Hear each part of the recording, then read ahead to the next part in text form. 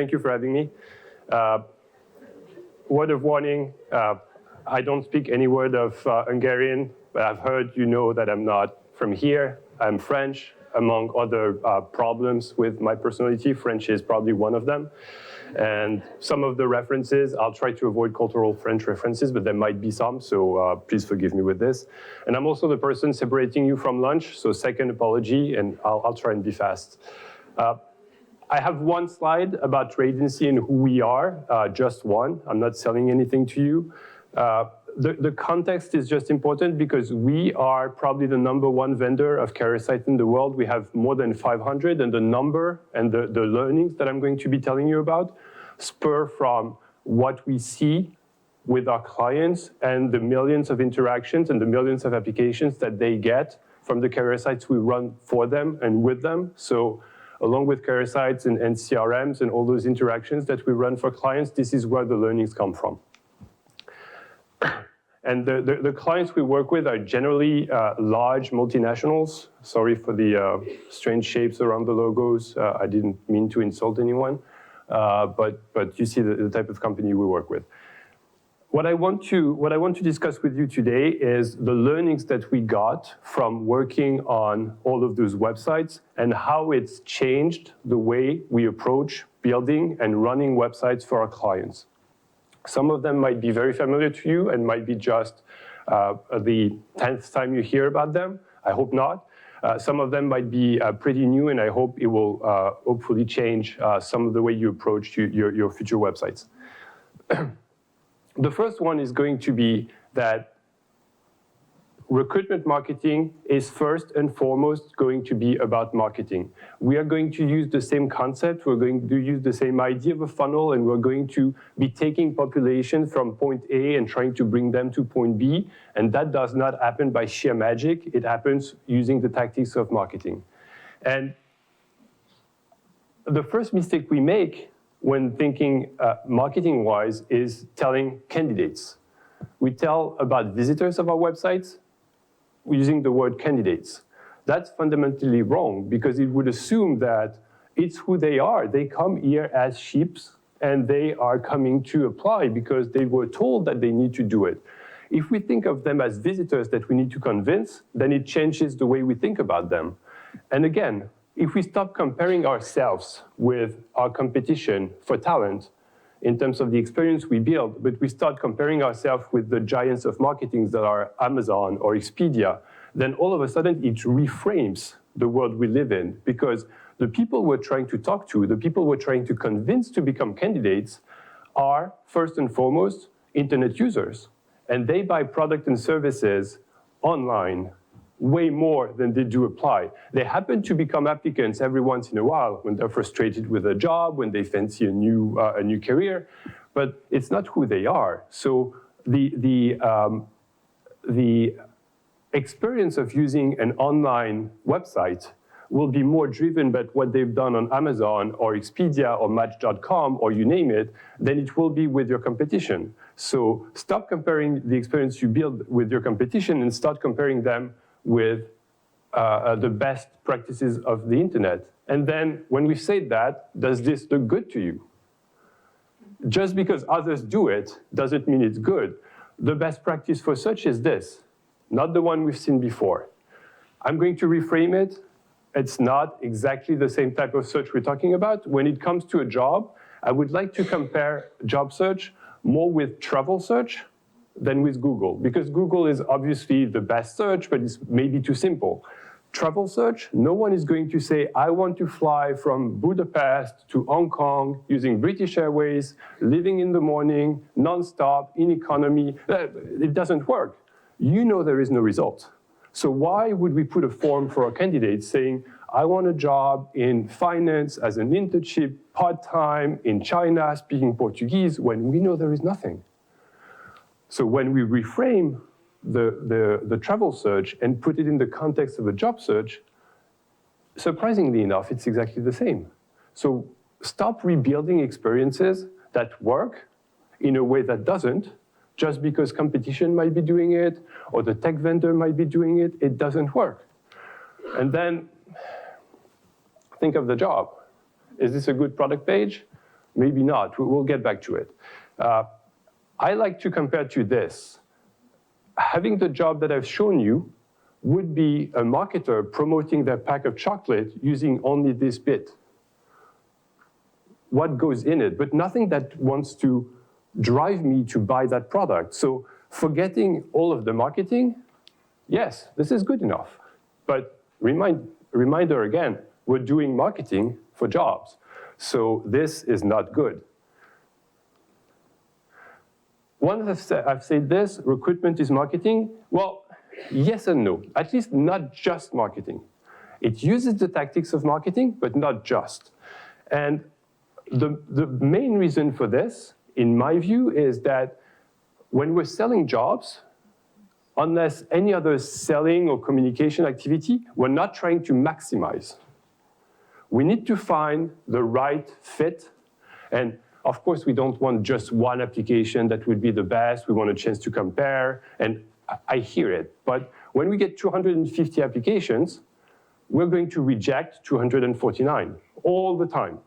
If we get 1,000, we're going to reject 999. So what we're trying to do here is not have more people that we can reject. It would make no sense. It would make no sense in terms of the time it takes for a recruiter. It would make no sense in terms of the brand impact. Nobody applies to get rejected, put their life in a one-page PDF, and is like, oh, I love the brand even more. Thank you for rejecting me. Like, that's not what you want. And so the comparison I'm going to try to take here is, yes, it's marketing tactics, but it's also about dating. I think the industry that is closest to what we do in recruiting is dating. And there are many reasons for that. The number one reason is who you date and who you work with is a very important decision. It's going to use most of your awake and even bedtime. So it's a very important decision. The second reason is it's a mutual decision. When I buy a product, it's a decision that I can take on my own. I just want to buy that product. I buy the product because I can afford it. The product doesn't say, no, I don't think you're the right buyer for me. Stop. So the decision goes both ways. The third reason is exclusive. I'm not talking about one night stand or all that type of things. I'm talking about someone you're going to spend a part of your life with. I'm talking about the company you're going to be devoting your work life with. When you work with one, you renounce all of the others. So when you settle with one person, you renounce 8 billion humans. I don't know how many companies there are in the world, but you renounce hundreds of thousands of companies. Exclusive might be a debate, but just like for dating and jobs, it's temporarily exclusive. We all understand that there might be a case of us working with different companies, living with different people, building parts of our lives with different people, but when we do, we are just with one. And the final reason is it's a decision you can reverse at any point in time. If you're not content with the person you live with, if you're not content with the people you work for, you can wake up in the morning and say enough. I'm not saying it's going to be easy, but it can be done. The product, once you've bought the yogurt that could not refuse to be bought by you, you've eaten the yogurt, it wasn't as good as you thought, you cannot bring it back to the shop and say, oh, I didn't like it this much. It doesn't work. So it's all about the idea of the match, and of course, I'd like to take an example of match to show you how it's relevant to our world. This was an experience conducted by a cancer research foundation in the UK that was trying to convince people that smoking kills, or smoking is bad for you. And they were very successful with people 30 plus, telling them you'll get cancer and it's really bad for your health.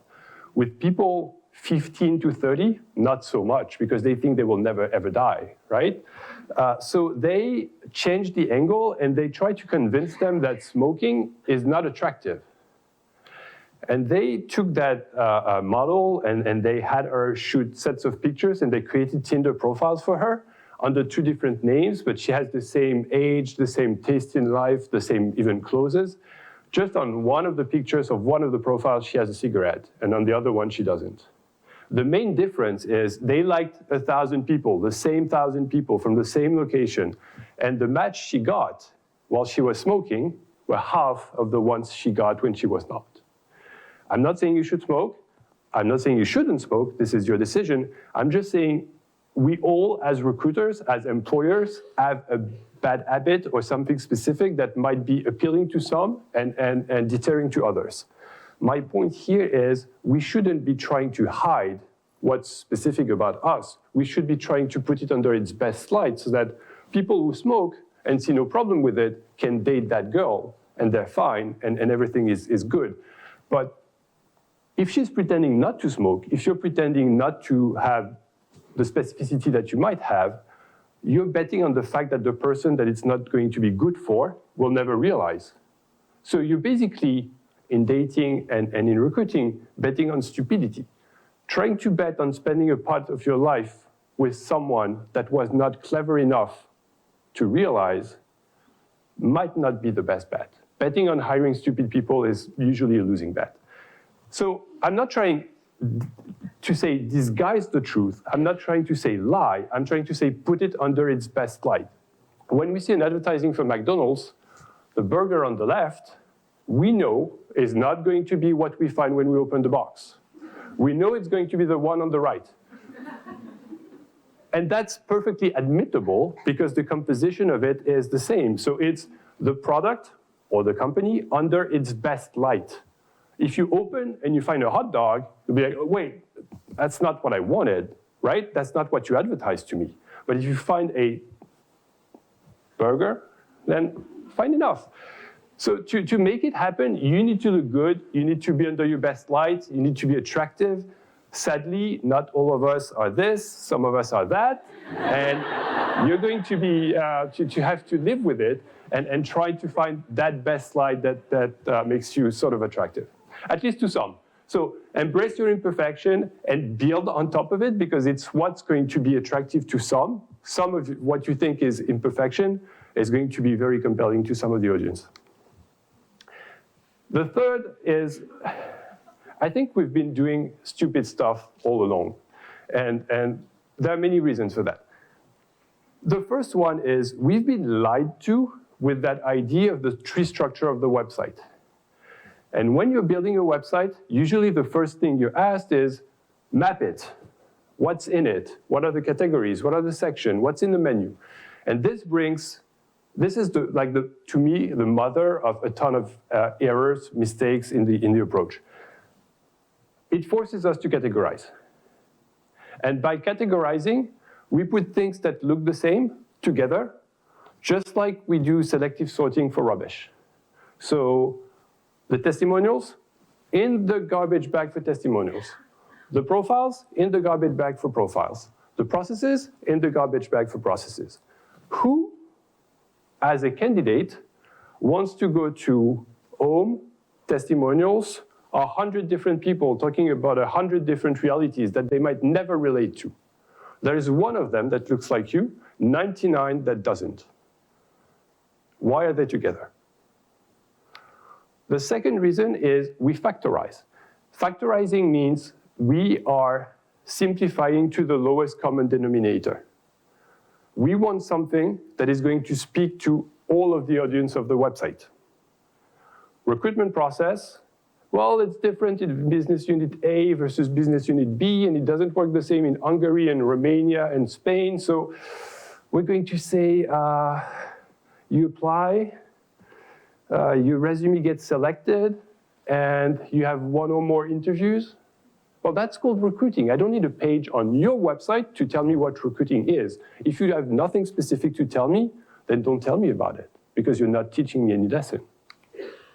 And the third one is because we have no idea who we're talking to, because we're simplifying, we're self-centering. And it's all a me, and nothing about what people are, what they want to see, what they want to hear, what they need to hear. And that whole movement towards the EVP and the employer brand at the turn of the year 2000, when recruitment moved online and we started considering jobs a commodity, led to me. Oh no, you love me so much and my great values that you're going to go to the garbage center and look for a job. It's like click here to view the jobs that we gave no attention to. That doesn't work. It just doesn't. And the reason why it doesn't work is because the majority of time and page views are spent on jobs. And the reason it doesn't work is because we're getting close to 50% of people applying to a job having seen nothing but that job. So all of the me, all of the values, all of the employer brand has no effect on someone that sees a job that looks like this. What I'm going to advocate for is more of a network structure. So forget, when you build your next website, forget about, of course you'll need a homepage, I'm not debating it, but think job centricity. And think not all of the testimonials with the testimonials.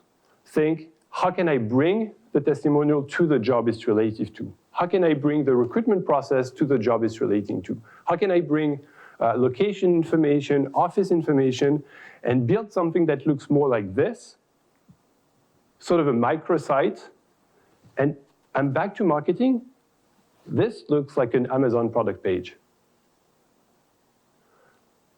And the reason for that is I'm bringing all the information to a candidate in a way that's going to be relevant to them, in a way that's going to be tailored to them. I'm not saying write longer job descriptions, back to the Indeed presentation. I'm saying give them more of what they might be interested in. Not everyone that goes to Amazon read the customer reviews, and not everyone reads the product details. Maybe some of them know exactly what they want and they click the add to cart button, but some of them will want to dig further. And these ones, you don't want to send back to homepage and try to figure out what's in it for them. The fourth thing is give yourself a chance to adapt to change. And I think it's going to resonate with one of the previous presentations.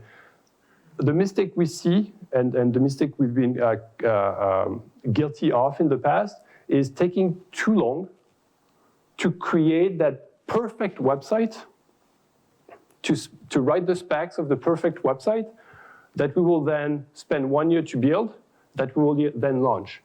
Because 18 months later, you have a website that is A, not perfect because you made mistakes, everyone did, and B, doesn't look anymore like what you would want right now. So go fast, launch something, and iterate and improve on top of it. It's going to be much more interesting if you give yourself chances to experiment, see what's working, see what's not, and adapt, again, back to the Indeed presentation, to change.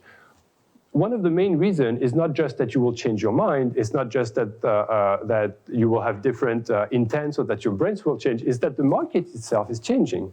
This is just our numbers, 2022 versus 2021, the rise of remote. If you created a site that was so location-centric in 2021 that you had spent 18 months building, then you're left with something that doesn't really work for the audience of 2022 and beyond. And maybe it's going to change again. So monitor the data, adapt to change. It's very important. And of course, it's all about how you drive people to your website. Sometimes I have clients that tell me, look at my website traffic data and tell me what you think. I have this much bounce rate. I have that much apply rate. I don't know what to tell because it really depends where your traffic is coming from. If 99% of your traffic is coming from Indeed, those people have already clicked on a button on Indeed that's called apply.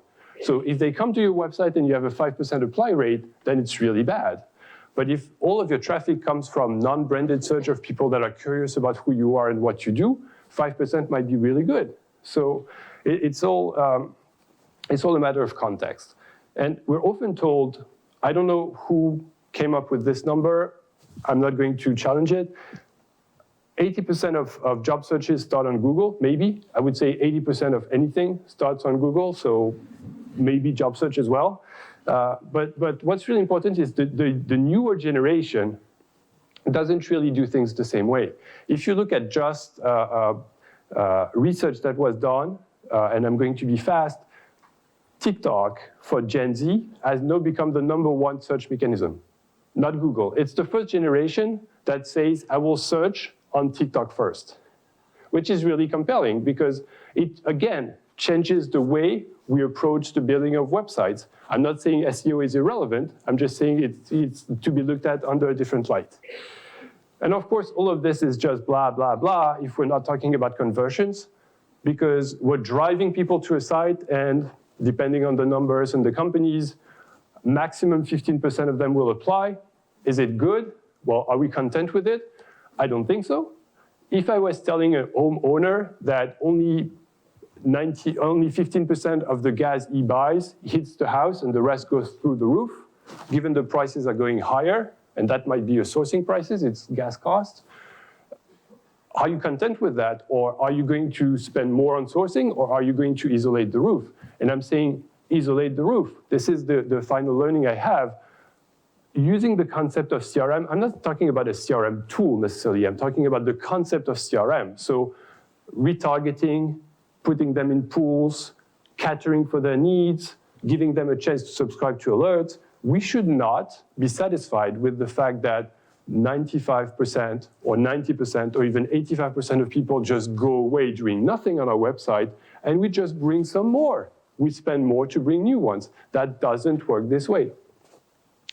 So I'm over time, but I'm wrapping up. Thank you so much for having me and for listening to me. You can now have lunch, and have a great conference. Have a good day. Thank you so much.